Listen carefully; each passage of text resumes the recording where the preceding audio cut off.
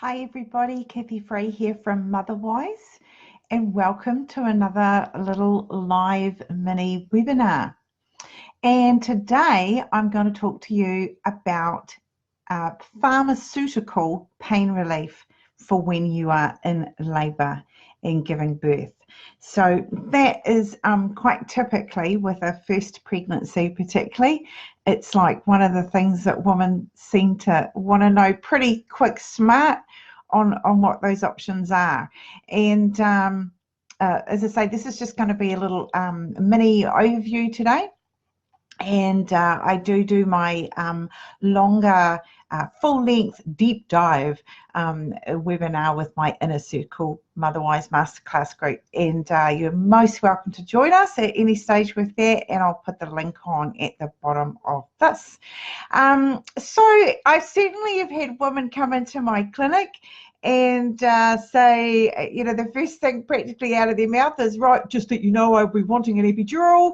And then, you know, 7 months later or thereabouts, they quite often have changed their mind and they've given birth in the most incredibly beautiful, empowering, natural birth. So, but you know, absolutely, pharmaceutical analgesia does have its place. So I just want to go over the main ones for you there. So basically, depending on where you are in the world, so the main things of choice are nitrous oxide gas, or what they call gas in air, or Internox. It's all the same thing. And then we have opioids like pethidine and morphine and some other slightly stronger ones. And then we also have, of course, the epidural. Okay, and that's pretty much it. And really, from a pharmaceutical point of view, considering how, you know, I don't know, how far along we are in medical science, we really haven't done a lot for labour, to be honest. You know, and yes, we will use epidurals, but you know, they're used commonly for lots of different kinds of surgeries and things. So, you know, it's not like they were just designed for childbirth. So there is nothing that's just been designed for childbirth. So just that's sort of something to bear in mind. Everything's being adapted, really. Okay, so firstly, gas in air or nitrous oxide. So that's laughing gas, and occasionally, as a midwife, you do see some women who get a bit giggly on it, but it's kind of rare, to be honest.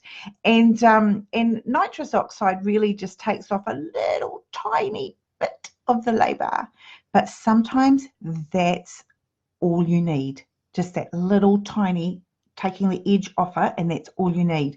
And when it's administered correctly, it can be, you know, it can provide some good assistance. But the thing with nitrous oxide is it takes almost a minute for it to build up in your system. So the key is getting the timing right. And as soon as you know a contraction's coming on, you need to suck on that mouthpiece as hard and long, as strong as you can, until you sort of have done it for a good minute and you've got to the peak of that period, and then you can really take it out of your mouth. It's not going to do a lot more. And one of the most useful things I think with nitrous is the fact that it's got a mouthpiece and you can kind of bite down on it, and that feels good. And then you've got your opioids, which, as I say, it varies. Different countries use different opioids. But when you go to an antenatal class and they say to you, you shouldn't be using drugs during your labour because that's bad for the baby, this is the one they're talking about particularly, because all opioids are a respiratory depressant. So we don't tend to use that if it looks like that baby could be born within the next couple of hours or so. And again, even then, there's different policies on it. It really has its place for in a situation, say, where a woman is had 2 or 3 nights of a labour induction, and man, what she just needs is some sleep. And if she can just sleep through those latent contractions, she'll wake up probably established into good, strong labour.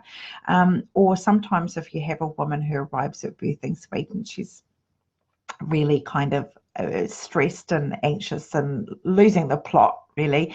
And actually, once you do an internal, she's only 3 centimeters and she's got a long way to go. So that's kind of the times when when pethidine or morphine or the diamorphine is what's used in England, and that's actually heroin. So yeah, that's when the opioids sort of have their place.